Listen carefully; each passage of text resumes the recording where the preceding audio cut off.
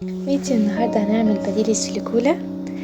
هنعمل الجيلي على أحلى أشكال ممكن تستصعبوها، بس صدقوني سهلة جدا. كملوا معايا الفيديو عشان أقول لكم السر اللي هتخليكم تطلعوه بالشكل ده. صعوبة الجيلي إن هو يطلع بالشكل ده للآخر. أنا استخدمت الجيلي عادي اللي احنا بنجيبه وبنحط عليه كوباية مية باردة وكوباية مية مغلية، وعايزة أقول لكم إنكم ممكن بسهولة جدا تحضروه في البيت بنوع الفاكهة اللي انتوا عايزين تستخدموه مع 3 معالق من الجيلاتين. اخترت بعد كده مهلبية الشوكولاتة. أنا طبعا خليتها غامقة عشان أنا ما استخدمتش فيها لبن كتير، استخدمت أكتر مية المرة اللي حطيتها مع الجيلي. كمان حبيت ان هي تبقى تبقى رفيعة فوق الجيلي. التركاية هنا الأهم انكم هتسيبوا الجيلي في الفريزر لمدة من 6 ل 12 ساعة، وبعد كده هتطلعوه.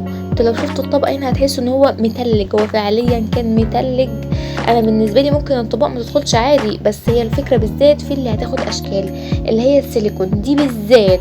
لو حطيتوها في التلاجة واستنيتوا قرن مش هتطلعوها بالشكل ده غير لما تحطوها في الفريزر. وانا فعلا جربت قبل كده، والمره التانية اعتمدت فيها الفريزر وهو اللي جاب من الاخر. بعد 6 ساعات فعليا قدرت اطلعهم كاملين وبالشكل القمر ده. طلعتهم حطيتهم في التلاجة براحتي. لا ومش كده بس، كمان انا خدتهم في علب وخدتهم معايا بره علشان ادوق منهم الناس زمايلي. اللي هي ما تخافوش مش هتبوظ ولا حاجه لما تتحط في الفريزر وبعدين تنزل التلاجة، مش هتكتسب غير الشكل هو ده اللي احنا عايزينه. عايزه برضه اقول لكم ان مهم انكم تدوا فرصه للحاجه اللي هتحطوها فوق الطبقه الاساسيه اللي كانت في الفريزر وقت ان هي تبرد كويس.